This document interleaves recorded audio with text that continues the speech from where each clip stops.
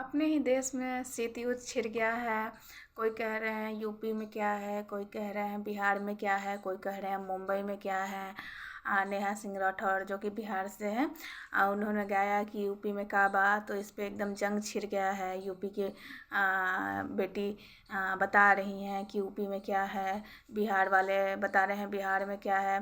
तो इस तरह लग रहा है जैसे देश में अलग अलग स्टेट अपने अपने स्टेट को लेके जंग कर रहे हैं, शीत युद्ध कर रहे हैं। इस समय ऐसा स्थिति देश में बन गया है, अपने ही देश में अपने ही लोग इस तरह का व्यवहार कर रहे हैं। तो मैं किसी भी पार्टी, किसी भी सिंगर, किसी भी जो भी हो, यूपी की हो, बिहार की हो, किसी को सपोर्ट नहीं करते। लेकिन हमारा जो मीडिया है, जो चौथा स्तंभ है, वो एकदम बिल्कुल बिक चुका है और हर चीज़ पॉजिटिव ही दिखाना चाहता है सरकार के पक्ष में।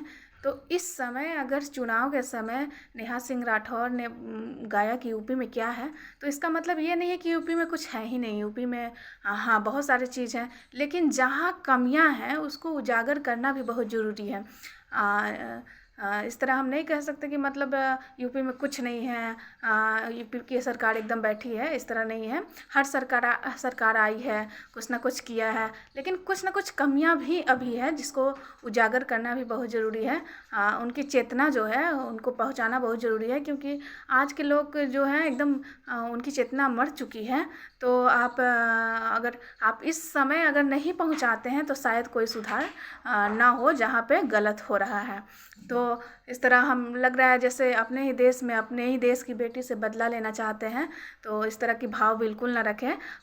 नेहा सिर्फ बिहार की बेटी नहीं है, पूरे भारत की बेटी है। हम भी बिहार की बेटी नहीं है, पूरे भारत की बेटी हैं। सब लोग जो है, इस तरह हम नहीं कहेंगे कि बिहार, यूपी, मध्य प्रदेश, मुंबई, जो हमारा देश है वो हम देश की बेटी हैं।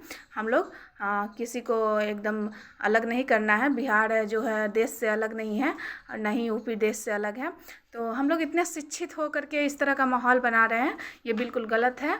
और जो लोकतंत्र है, तो उसमें लोकतंत्र में हर जनता को संविधान से कुछ मौलिक अधिकार दिए गए हैं, जिसके तहत आप अपने सरकार से अपनी चेतना जो है, जहाँ कमी है, जहाँ आपको लग रहा है कि नहीं यहाँ ऐसे होना चाहिए था, और जहाँ पे कमियां रह गई हैं उनको सरकार के साथ आप उसको उजागर करना हम लोग का काम है, ऐसा नहीं है। लेकिन अब जरिया हो सकता है कि गलत हो सकता है कि कहीं मिस्टेक भी हो सकता है, कुछ वर्ड भी गलत हो सकते हैं।